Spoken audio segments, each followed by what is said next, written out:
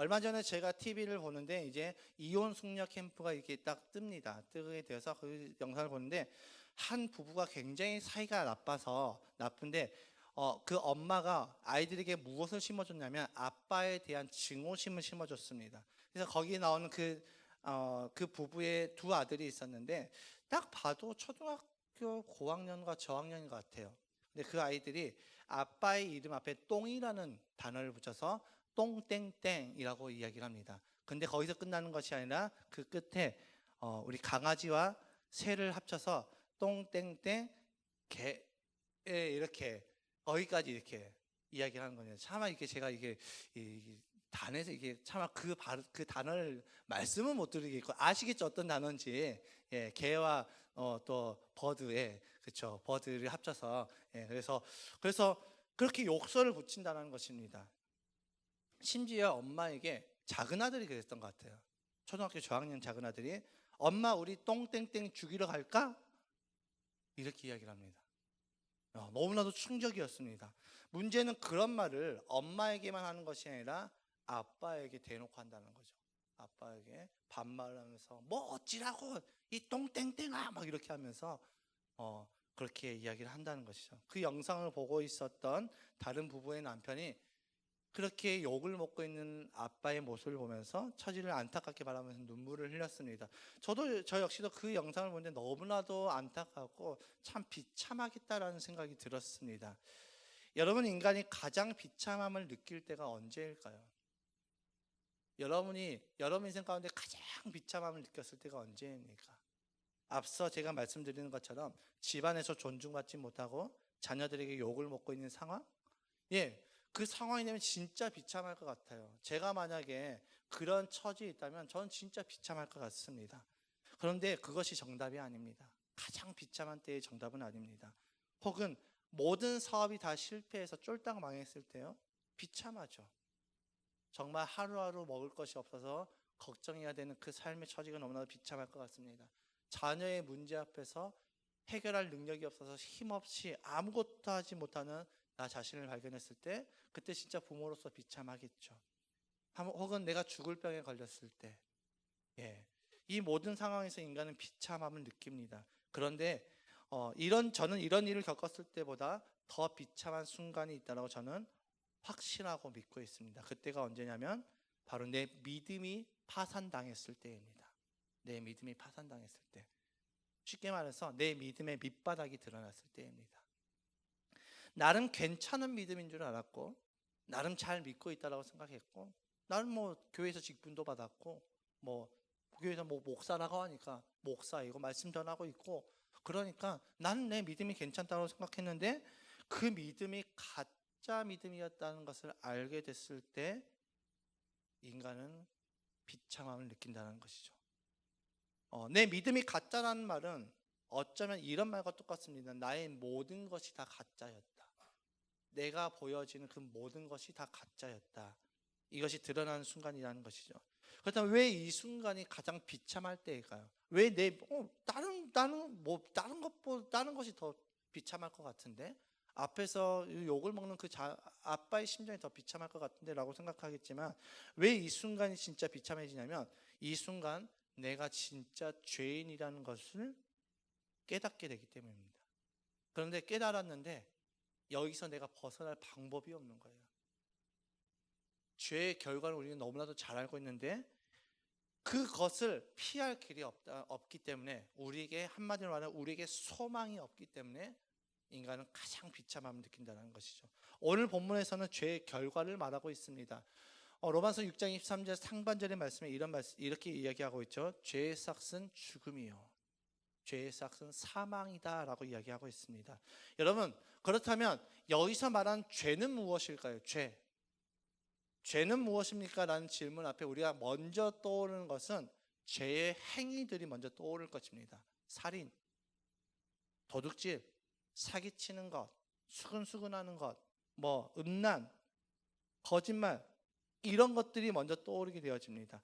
그런데 우리에게 떠오르는 이 죄의 행위에는 우리가 죄는 이것이야, 죄는 살인이야, 죄는 음란이야, 이렇게 하게 되어지면 어떤 문제가 생겨지냐면 우리의 기준으로 죄의 경중이 생긴다는 것이죠. 어떤 죄는 가볍고 어떤 죄는 무겁다라고 느껴질 수 있다는 것입니다. 여러분, 제가 한번 질문 한번 드려볼게요. 여러분의 입장에서 한번 생각해 보십시오. 살인과 거짓말이 똑같은 죄다. 맞으면 O, 틀리면 X. 종교적인 지식 말고요. 여러분이 느끼는 감정으로, 여러분의 정서로.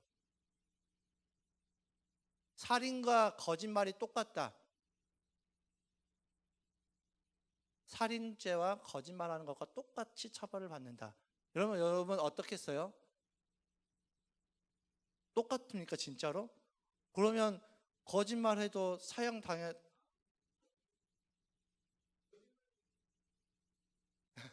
그렇죠. 아니, 그러니까 우리가 보통 거짓말, 너 밥 먹었어? 아니, 나 밥 안 먹. 너 왜 안 나와서? 나 뭐 하느라고 늦었어. 근데 그것이 내가 하느라고 늦은 것이 아니라 자다가, 너 일어났어? 나 일어났어. 이거 거짓말이잖아요. 그렇죠? 그러면 이 사람 사형 받아야 됩니까? 아니잖아요. 무기징역 받아야 됩니까? 아니잖아요. 그러면 우리의 정서로는 살인하고 거짓말이 똑같아요? 달라요? 내가 진짜 사람을 죽이는 거하고 거짓말하는 죄하고 똑같다라고 하면 우리는 어떻습니까? 이것이 평등하다, 공평하다라고 하시겠습니까? 아니잖아요. 우리 솔직히 말하면. 예. 뭐 거짓말 할 수도 있지. 밥 먹었어, 밥 안 먹었는데 너 거짓말했지. 너 사형. 이러면 얼마나 억울하겠습니까? 그렇죠? 그러니까 우리가 살인과 거짓말을 같은 급의 죄로 우리는 여겨지지 않습니다. 물론 거짓말이 뭐 이렇게 나중에 이렇게 돼서 살인으로 갈 수 있습니다라는 그런 가능성 말고요. 진짜 표면적으로 살인죄와 거짓말한 것과 똑같은 급의 죄로 여긴다? 그러면 우리는 그렇게 느껴지지 않는다는 거죠. 그런데 그렇다면 이 살인과 거짓말의 죄의 경중을 따지는 기준은 무엇일까요? 살인은 절대 하면 안 돼. 거짓말은 뭐 할 수 있지. 뭐 살아가면서 거짓말 한 번도 안 하는 사람 있겠어? 이렇게 이야기하는 그 기준은 무엇입니까? 심지어 같은 살인이라고 할지라도 어떤 살인에 대해서는 우리는 되게 괜찮다고 여겨지는 살인이 있습니다. 예를 들어서 묻지마 살인, 얼마나 끔찍합니까? 얼마나 비참합니까? 진짜 끔찍하고 비참한 그런 정말 비극적인 그런 사건이잖아요. 그런 일은 일어나서도 안 되죠. 그래서 그런 묻지마 살인을 일으켰던 그 범죄자가 잡히면 우리는 어떻게 이야기하냐면 대부분 우리의 정서는 저 사람은 사형을 시켜야 돼. 저 사람은 다시 세상으로 나오면 안 돼. 세상과 격리시켜야 돼. 라는 그런 관점이 우리에게 있습니다. 자, 그렇다면 그러니까 묻지마 살인 뭐예요? 평온한 일상 가운데 갑자기 어떤 사람이 돌변해가지고 사람을 공격해서 죽이는 거잖아요. 굉장히 비극적이고 굉장히 끔찍한 사건이잖아요. 자, 그러면 안중근 의사가 이토 히로부미를 죽였을 때 그 상황을 한번 생각해 보십시다. 평온했어요? 안 평온했어요? 평온한 일상이었어요. 그런데 어느 날 갑자기 안중근 의사가 나와서 속에서 권총을 꺼내서 이토 히로부미를 죽였습니다. 똑같은 살인이잖아요. 그런데 우리에게 안중근 의사와 묻지마 살인을 일으킨 그 살인 범죄와 똑같다라고 하면 우리 여러분 받아들이시겠습니까? 아니지, 그건 나라를 위해서 한 거잖아. 독립운동가가 나라를 위해서 한 건데 그건 어쩔 수가 없었지. 근데 그 행위 자체는 살인이라는 행위는 똑같잖아요. 근데 우리에게 어떤 살인은 절대 안 되지만 어떤 살인은 괜찮다라고 여겨지는 우리 정서가 있다는 것이죠. 그러니까 이처럼 우리는 제 행위에 대해서 굉장히 편협한 마음이 있다는 것이죠. 어떤 것은 괜찮아, 어떤 것은 절대 안 돼. 그래서 이런 말이 있죠. 사자성어로 내로남불이라는 말이 있습니다. 내가 하면 괜찮지만 남이 하면 안 돼. 어떤 것은 괜찮지만 어떤 것은 안 돼. 우리 그때 시대상을 어쩔 수가 없었어. 전쟁이 일어났을 때 사람을 죽이는 것은 괜찮습니까? 전쟁이 일어나서 서로 총을 쏘고 막 죽이잖아요. 이런 살인은 괜찮습니까? 묻지마 살인은 안 되고. 그러니까 우리에게 이 죄에 관해서는 굉장히 편협한 마음이 있다는 것이죠. 그러니까 우리는 제 행위를 바라볼 때 그 죄의 경중을 따지고 그것이 죄냐 아니냐의 그 기준이 누구에게 있냐면 바로 나에게 있다는 것이죠. 내가 느끼기에 이것은 괜찮은 거야. 내가 느끼기에 이건 절대 안 되는 거야. 죄를 바라보는 이런 시각이 위험한 이유가 뭐냐면 죄의 경중을 따지기 시작하고 죄의 기준을 내가 나누기 시작하면 은혜에도 경중을 따지기 시작한다는 것입니다. 큰 은혜, 작은 은혜. 여러분, 하나님의 은혜에 진짜로 큰 은혜와 작은 은혜가 있을까요? 우리가 크게 쓰임 받으시는 목사님들을 바라볼 때, 대형교회 목사님, 야, 정말 큰 은혜를 받았다. 그런데 시골의 작은 교회 한 3-4명 모아놓고 하시는 목사님을 바라보면서 야, 정말 큰 은혜 받았다라고 하십니까? 우리 그렇게 이야기하지 않잖아요. 섬에 있는, 낙도에 있는 그 목사님을 향해서 정말 목사님 정말 큰 은혜 받으셨네요 라고 이야기하지 않습니다. 그러니까 우리에게도 모르게 큰 은혜와 작은 은혜를 우리는 스스로 나누고 있다는 것이죠. 크게 쓰임받는 사람, 멋지게 쓰임받는 사람은 큰 은혜 받았어. 그렇지 않은 사람은 그렇게 표현하지 않습니다. 하나님의 은혜가 어떤 것은 크고 어떤 것은 작고 이렇게 보는 이유는 무엇이냐면 그 기준 역시 내가 기준이기 때문이죠. 내가 보기에 저 사람 크게 쓰임받는 것 같다. 내가 보기에 저 사람 크게 쓰임받고 있는 것 같지는 않는데, 그래서 크게 쓰임받는 목사님한테 야, 큰 은혜 받았다. 근데 정말 이렇게 낙도에서 이름도 없이 빛도 없이 섬기시는 그 목사님을 바라보면서는 그렇게 생각하지 않는 그 기준이 누구에게 있냐? 내가 기준이라는 것이죠. 오늘 본문에서 분명하고 단호하게 선언하고 있습니다. 죄의 결과는 곧 죽음이다 라고 이야기하고 있습니다. 이 단호한 말씀 앞에 우리가 알 수 있는 것은 죄는 곧 무엇이냐면 생명과 직결된 문제라는 것을 우리는 알 수가 있습니다. 죄의 싹은 죽음이다. 아, 죄는 생명하고 연결이 되어 있구나. 이 말은 곧 죄는 행위가 아니라 죄는 곧 나 자신이라는 것을 우리에게 말하고 있다는 것이죠. 그 이유는 여러분, 하나님께서 인간을 지으시고 인간에게 생명을 부어주셨습니다. 그러니까 하나님께서 흙으로 아담을 만드시고 아담에게 호흡을 주셨죠. 생명을 주셨습니다. 그래서 인간은 생명으로 살아가는 존재가 됐습니다. 그런데 그 인간에게 죄가 들어왔고 그 죄로 인해서 죽음이 들어왔습니다. 그래서 인간의 존재가 생명에서 죽음으로 바뀌었다는 것이죠. 그래서 그 인간의 모습에서 죄를 선택하는 주체는 누구입니까? 하나님이 선택하라고 시켰을까요? 아니죠. 내가 선택한 것입니다. 그러니까 우리가 내가 죄를 선택해서 내 안에 죄로 인해서 죽음의 결과가 일어났다. 그래서 죄는 곧 나라고 성경은 말하고 있다는 것이죠. 여러분, 죄를 짓는 이유는 무엇입니까? 여러분들 인생을 살아가면서 수많은 사람들이 죄로 인해서 넘어지잖아요. 그렇죠? 정말 하나님을 믿는 신실한 사람들이 죄로 인해서 넘어지는 그 모습들을 보게 되어지면서 충격을 받게 되어지는데 왜 우리는 죄를 지을까요? 연약해서요? 제가 연약해서 죄를 지었습니다. 제가 상황이 어쩔 수가 없어서 죄를 지었습니다. 그렇게 우리는 이야기를 하는데 전혀 그렇지 않습니다. 사실 우리가 죄를 짓는 이유는 무엇이냐면 우리는 죄를 사랑하기 때문입니다. 우리는 하나님을 사랑한다고 이야기하지만 사실은 우리는 죄를 더 사랑하는 존재라는 것이죠. 왜냐하면 내 존재 자체가 죄이기 때문입니다. 우리의 정서에 나에게 더 따뜻하고 더 좋게 반응되어지는 것은 하나님의 거룩하심이 아니라 죄가 나에게 더 좋게 반응되어진다는 것이죠. 여러분, 제가 질문 한번 드려볼게요. 자, 지금 눈을 한번 떠보세요. 눈을 탁 뜨시고 질문 한번 드려볼게요.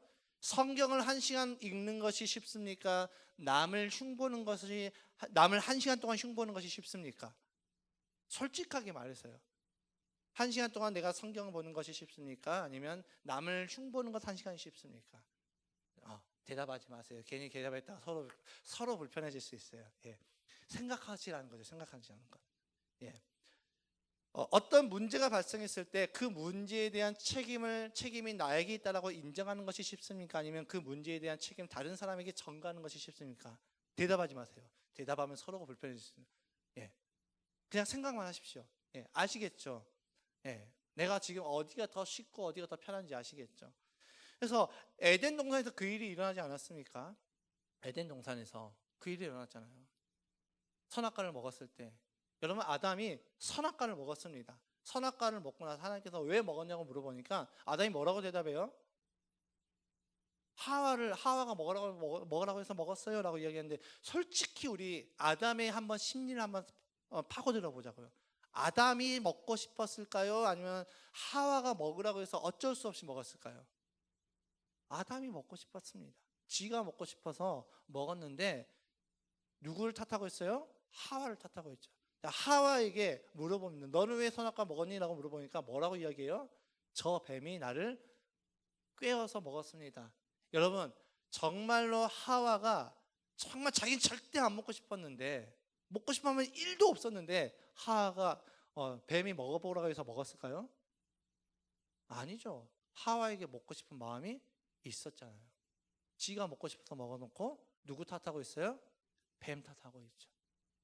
우리는 어떤 문제가 발생했을 때 그 문제의 모든 잘못이 저 책임입니다 라고 인정하는 것보다 다른 사람에게 그 책임을 전가하는 것이 훨씬 쉽습니다.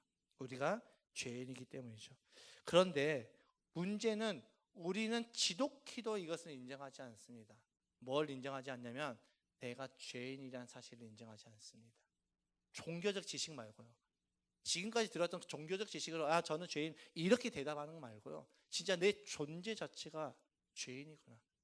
내 존재가 저 유영철과 별반 다를 게 없구나. 내 존재가 저 조두순과 별반 다를 게 없구나. 오늘도 일어나는 수많은 그런 범죄자들과 내 존재가 별반 다를 게 없구나. 이것을 인정하지 않는다는 것이죠.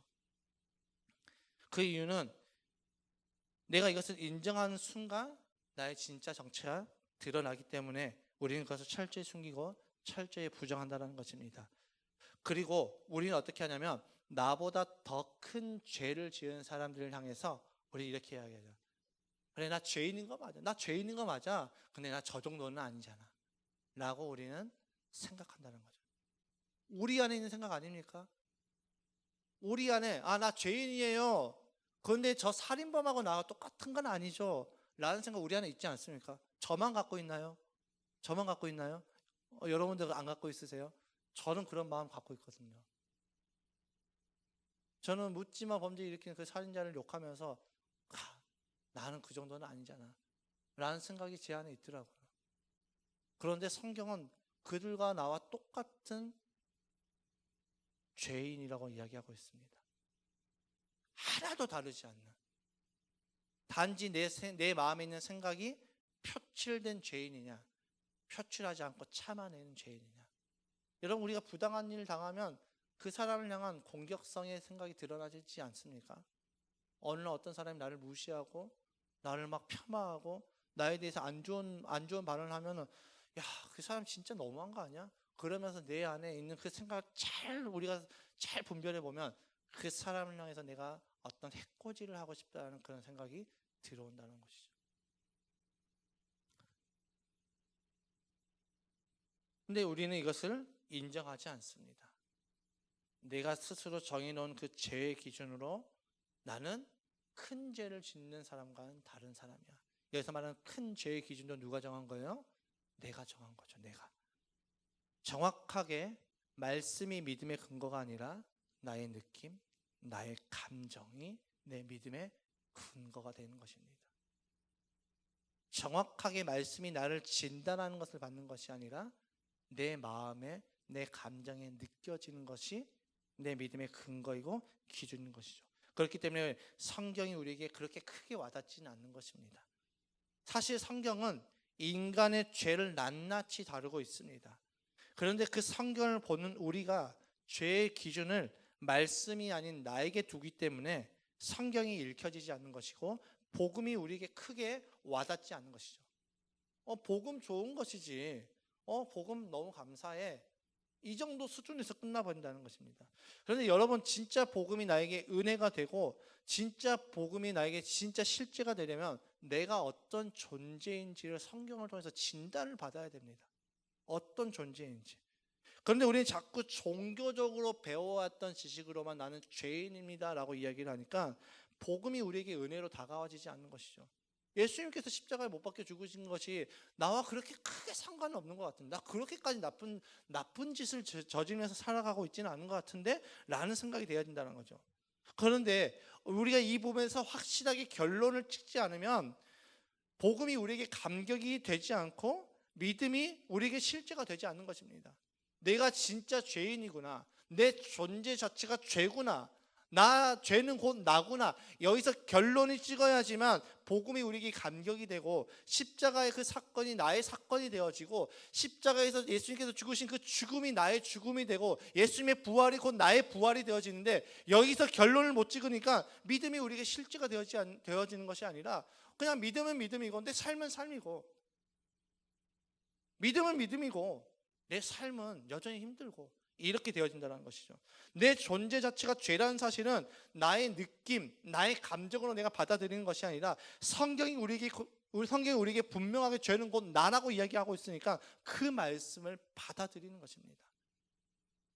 내가 느낌으로 받아들여지지 않아도, 내 감정으로 내가 이것이 동의가 되지 않는다 할지라도 성경이 말하고 있으니까 그것을 내가 인정하는 것입니다.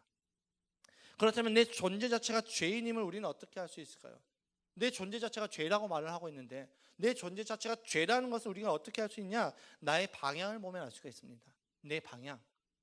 여러분, 인간은 우리를 그냥 놔두게 되면 어떻게 될까요? 아무도 우리를 컨트롤하는 그런 벽이 없어요. 우리에게 제지해주는 그 기준점이 없어요. 무정부 상태를 한번 생각해 보자는 거죠. 어떻습니까? 평안하고 아늑하고 행복이 그려집니까? 아니면 굉장히 불안하고 두려운 사회가 그려집니까? 당연히 두려운 사회가 그려지겠죠. 죄는, 그러니까 우리의 방향이 정확하게 이렇게 향해 가고 있다는 것이죠. 그러니까 우리는 가만 놔두면 천국 가는 인생이 아니라 가만 놔두면 하나님의 진노의 심판을 받을 죄인이라는 것이죠. 그런데 우리는 문제는 이것을 인정하지 않는다는 것이죠. 죄에는 정확하게 두 가지 속성이 있습니다. 첫 번째 속성은 뭐냐면 반역성입니다. 반역성. 첫 번째는 뭐라고요? 첫 번째는 반역성입니다. 인간은 가만히 놔두면 정확하게 하나님의 말씀에 반역하는 자리에 서 있습니다. 우리 가만 놔두면. 그래서 사도 바울이 로마서 1장에 이방인들의 죄를 언급할 때 하나님께서 이렇게 했다라고 표현합니다. 로마서 1장 28절의 말씀을 보면 사람들이 하나님을 인정하기를 싫어하므로 하나님께서는 사람들을 타락한 마음 자리에 내버려 두셔서 해서는 안 될 일을 하도록 놓아두셨습니다 라고 말씀하고 있죠. 여러분, 이 구절에서 말하는 사람들이라는 그 사람들의 지칭은 누구를 말할까요? 이방인들만 말할까요? 아니죠. 모든 인류를 다 말하고 있습니다.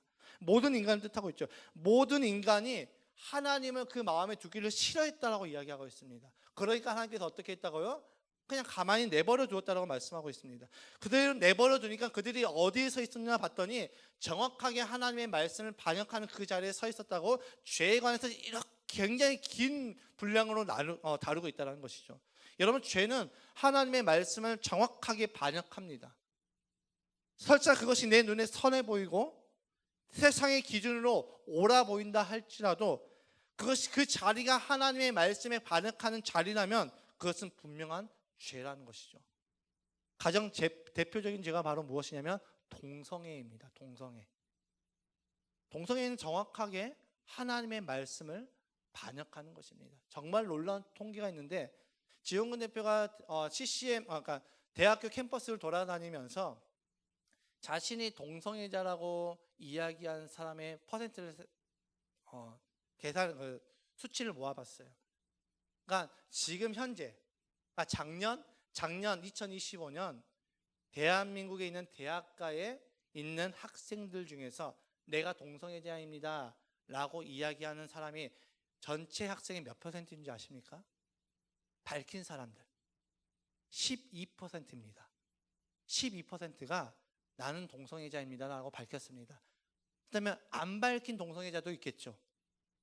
그들까지 말하면 한 20%는 된다는 거죠. 5명 중에 1명꼴로 지금 동성애자로 살아가고 있습니다. 지금 우리 가영이 아영이가 대학 갈 시즌 되면 어떻게 될까요? 저는 30%는 넘는다라고 생각되어집니다. 우리 유엘이 라일이가 가는 그때는요 40%는 좋게 넘겠죠. 5명 중에 2명이 동성애자입니다. 끔찍하지 않습니까? 이게 지금 오늘날 대한민국의 현실입니다. 정확하게 동성애는 하나님의 말씀을 반역하는 것입니다.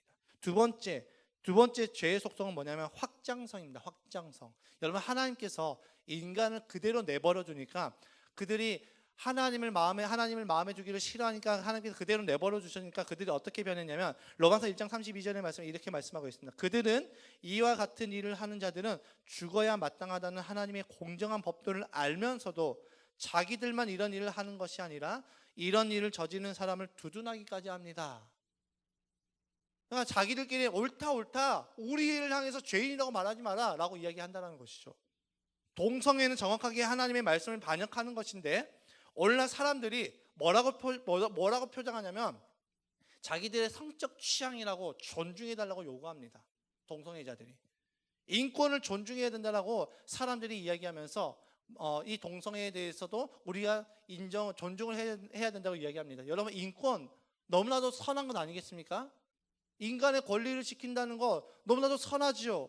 그런데 보기에는 선한데 그들이 어떻게 하냐면 자기들끼리 모여서 동성애를 합법화하려고 포괄적 차별금지법을 만들어서 통과시키려는 움직임이 지금 정치권에 지금 움직이고 있잖아요. 그들의 주장만 들으면 그럴싸합니다. 우리도 사람이다. 우리의 취향도 인정해주라. 우리도 인권이 있다. 얼마나 보기에 선합니까? 그런데 그들이 정확하게 하나님의 말씀에 반역하는 자리에 서 있고 그것을 통과시켜서 이제는 더 이상 자기들을 향해서 손가락질을 하지 못하게 만들려고 그런 법들을 통과시키려는 움직임들이 있다라는 것이 있습니다. 자기들의 죄를 두둔하는 모습이죠. 우리를 더 이상 죄인이라고 하지 마. 우리에게 더 이상 잘못됐다고 하지 마. 너희들 잘못됐다고 하는 그 순간 너희들도 처벌받을 거야 라고 하는 그 법이 포괄적 차별금지법입니다. 하나님의 말씀을 정확하게 반응하는 것이기 때문에 우리는 이 법이 통과되지 않도록 우리는 싸워야 되는 것이죠. 진리가 아니기 때문이죠. 우리는 진리를 사수해야 됩니다. 비진리인 부분은 우리가 얼마든지 우리가 양보할 수 있습니다. 그러나 진리인 부분에서는 절대 우리는 양보해서는 안 됩니다. 그래서 우리는 포괄적 차별금지법이 통과되지 않도록 우리는 기도해야 되고요. 우리는 정말로 이번 지선 때 정말로 하나님 두려워하는 그런 일꾼들이 뽑혀달라고 우리는 기도해야 되는 것입니다. 이처럼 죄는 반역성과 확정성을 가지고 있는데 정확하게 우리에게서 드러나는 모습이죠. 여러분, 죄를 짓다 보면 어떻게 돼요? 한번 넘어졌는데 그냥 하지 뭐. 확장되어지는 거죠. 반역되어지는 거죠. 그리고 하나님은 그 죄를 누리고 있는 자들을 어떻게 하시냐? 내버려 두십니다. 탕자의 비유가 정확한 모습이죠. 탕자가 아버지의 재산을 받아서 떠났을 때 아버지는 탕자를 찾으러 가지 않습니다. 언제 받아주냐? 탕자가 돌이켜서 아버지께로 나아올 때 그때 내 자녀라고 받아주시죠. 죄 안에서 죄를 누리고 있을 때는 하나님 내버려 두십니다. 그런데 만약에 성경이 이렇게만 결론이 나면은 얼마나 우리에게 비참합니까? 얼마나 우리에게 소망이 없습니까? 그래서 하나님께서는 놀랍게도 죄의 삭은 죽음이다라고 결론을 지으시고 나서 그 뒤에 이렇게 말씀하십니다. 우리 본문의 말씀 다시 한번 읽어보겠습니다. 본문의 말씀 시작. 죄의 삭은 죽음이요 하나님의 선물은 우리 주 예수 그리스도 안에서 누리는 영원한 생명입니다. 여러분, 죄의 삭은 죽음입니다. 우리에게는 그 죽음 외에는 다른 그 어떤 소망이 없습니다. 그런데 하나님께서는 그 비참한 자들에게 우리 주 예수 그리스도를 선물로 보내셨다라고 말씀해 주십니다. 사도 바울은 3장에서도 동일한 말씀을 하죠. 3장 21절에 그러나 이제는 율법과는 상관없이 하나님의 의가 나타났습니다. 더 이상 소망 없었던, 그들이 열심히 지켜보려고 해도 지킬 수 없었던 그 율법, 그 의에 이뤄보려고 열심히 노력하지만 그 존재 자체가 죄라서 하나님의 의에는 상관없이 그 죄를 갈망하고 죄를 사랑하고 죄를 향해 달려가는 그 사람들을 바라보면서 하나님께서는 그들을 포기하지 아니하시고 한 의를 나타내셨는데 그 의가 바로 예수 그리스도라는 것이죠. 예수 그리스도. 서두에 제가 인간이 가장 비참함을 느낄 때가 나의 믿음의 밑바닥이 드러났을 때라고 말씀드렸습니다. 즉 내 믿음이 가짜라고 깨달아질 때 내가 죄인임이 인정될 때 그때가 가장 비참한 상태인데 역설적이게도 하나님께서는 그 비참한 상태에 있는 우리에게 살 길을 열어주셨다라는 것이죠. 그 길이 바로 예수 그리스도이고 그 길이 바로 십자가의 복음이라는 것입니다. 아멘이십니까? 아멘이십니까? 그래서 우리에게는 소망이 있는 것입니다. 내 존재 자체가 죄지만 그래서 우리에게는 예수님이 있기 때문에 우리에게는 소망이 있는 것입니다. 제가 어느 목사님과 함께 교제하면서 그 목사님에게 이제 막 저희 교회에 어려웠던 이야기, 그다음에 뭐 저희 상황에 어려웠던 이야기를 막 이렇게 나누는데 이렇게 그 나눔의 시간 다 끝나고 나서 이게 돌아오는데 그 나눔의 진짜 의도를 주님께서 저에게 물어보시더라고요. 너 왜 그 이야기를 했니? 너 어떤 의도로 그 이야기를 했던 거야? 라는 그 질문을 던지시고 제 의도를 주님께서 그대로 밝혀주시는데 어떤 의도였냐면 목사님 저 이렇게 어려우니까 저희 교회 좀 도와주세요. 저 이렇게 어려우니까 좀 도와주세요. 라는 그 의도가 제 안에 깔려 있었더라고요. 그러니까 저에게 하나님은 예수 그리스도가 아니라 그 목사님이었던 것이죠. 그 순간만큼은.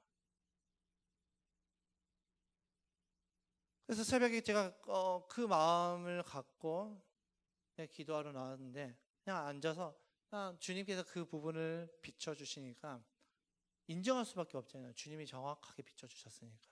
그냥 1시간 내내 울고 내려왔습니다. 그리고 제가 제 아내에게 물어봤어요. 여보는 인간이 가장 비참할 때가 언제인 것 같아? 라고 질문했던 그 질문으로부터 시작된 말씀이 이 말씀입니다. 제가 제 아내에게 이야기했습니다. 내 믿음의 밑바닥이 드러났을 때가 진짜 비참한 것 같다. 제가 그 비참함을 경험했거든요. 저 하나님 제일 믿는다고 생각했습니다. LFS 훈련 받고 정말 예수님이 나의 결론입니다라고 고백하겠다라고 진짜 변화될 제 믿음의 모습을 기대하면서 나갔는데 그런데 저의 믿음은 예수님께 있는 것이 아니라 사람에게 있더라고요. 제 믿음의 근거는 예수님이 아니라 나를 도와줄 사람에게 있더라고요. 그것을 경험하니까 그 자리에서 비참해서 진짜 1시간 내내 계속 울었습니다. 1시간 내내 계속 울다가 주님이 제 마음을 만지시면서 스가랴서 10장 6절의 말씀을 저에게 주셨습니다. 제가 읽어드리겠습니다. 내가 유다 족속을 강하게 하고 요셉 족속을 구원하겠다. 내가 그들을 불쌍히 여기고 그들을 모두 고향으로 돌아오게 할 것이니 나에게 버림받은 적이 없는 사람들 같이 될 것이다. 나는 주 그들의 하나님이다. 그들이 기도를 할 때마다 응답하겠다. 주님이 저에게 이렇게 말씀하셨습니다. 광래야, 내가 너를 강하게 할 거야. 광래야, 내가 너를 구원할 거야. 그래, 광래야 비참하지? 너의 그 믿음의 실제를 보니까 못 견디겠지. 그래서 내가 너를 불쌍히 여기고 그래서 내가 너를 회복시킬 거야. 너의 믿음 없음을, 너의 드러난 그 비참함을 그 어떤 누구에게도 드러내 보이지 아니하고 내가 너를 회복할 거야. 난 너의 하나님이 되고 난 너의 기도에 응답할 거야. 이 약속의 말씀으로 주님께서 저를 위로해 주셨습니다. 여러분, 우리는 자꾸 내 믿음의 밑바닥이 드러나는 것을 두려워합니다. 이만큼만 보여야지. 이렇게 보였으면 좋겠어.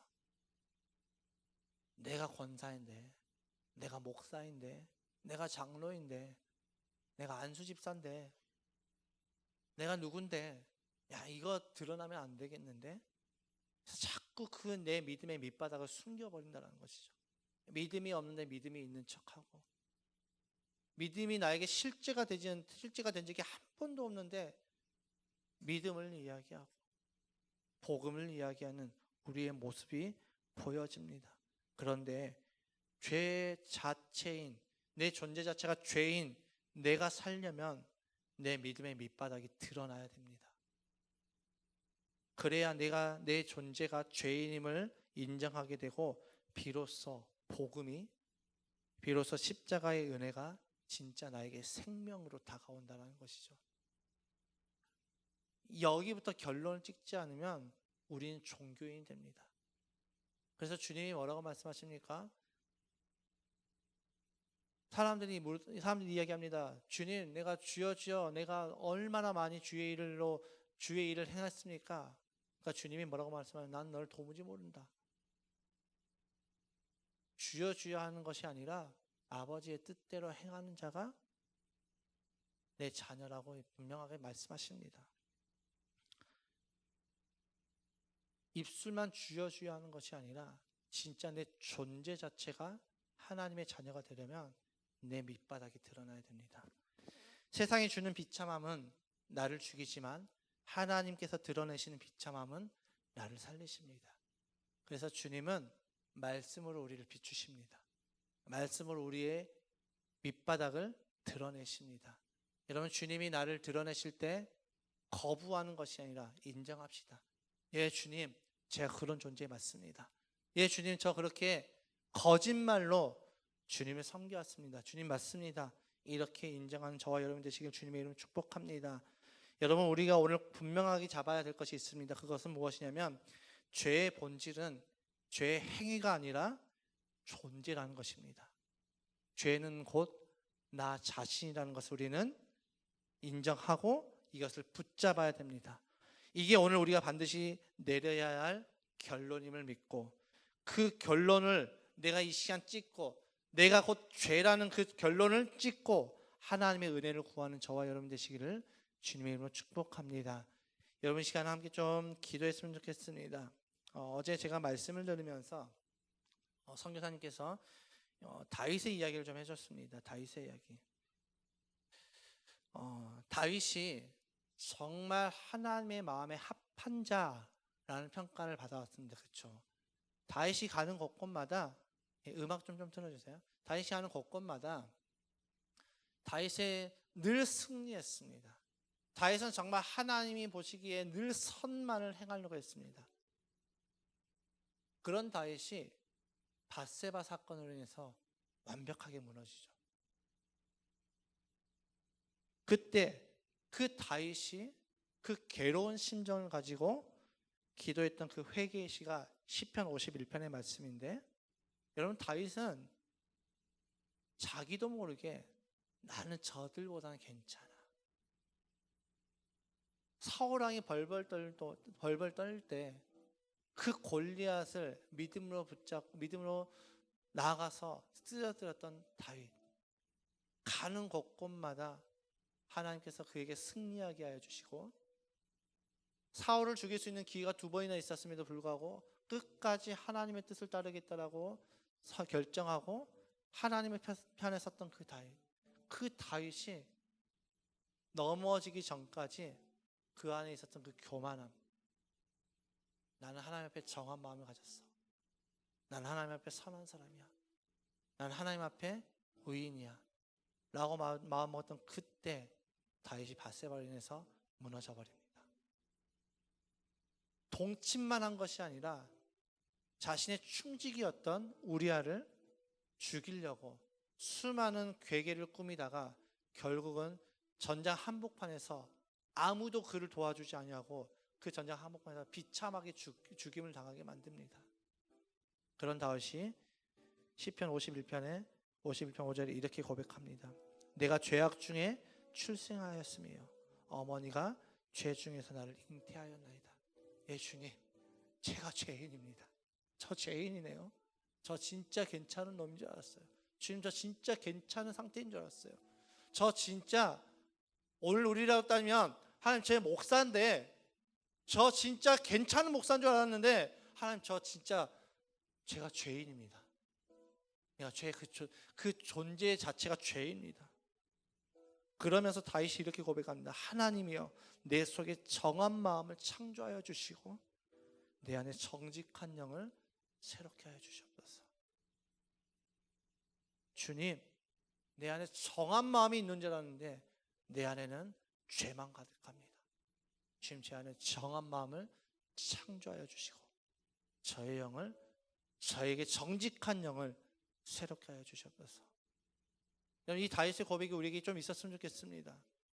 지금까지 나 신앙생활 몇 년을 했다 이거 말고요, 나 어떤 직분 받아 이거 말고요, 나 어떤 훈련 받아왔다 이거 말고요, 진짜 주님 앞에 내가 죄인임을 인정하고 주님 내 마음을 정하게 하여 주옵소서. 나의 마음에 정한 마음을 창조하여 주옵소서. 나의 영을, 정직한 영을 새롭게 하여 주옵소서. 이 다윗의 고백처럼 이 시간 좀 함께 기도했으면 좋겠습니다.